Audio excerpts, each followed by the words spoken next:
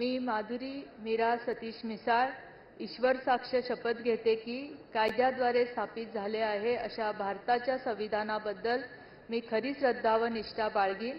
मी भारताची सार्वभौमता व एकात्मता उन्नत राखीन। मी महाराष्ट्र राज्याची राज्यमंत्री म्हणून माझी कामे निष्ठापूर्वक व सद्विवेक बुद्धीने पार पाडीन आणि संविधान व कायद्यानुसार सर्व तऱ्हेच्या लोकांना मी निर्भयपणे व निपक्षपातीपणे तसेच कोणाच्याही विषयी ममत्व भाव किंवा आकस न बाळगता न्याय्य वागणूक देईन।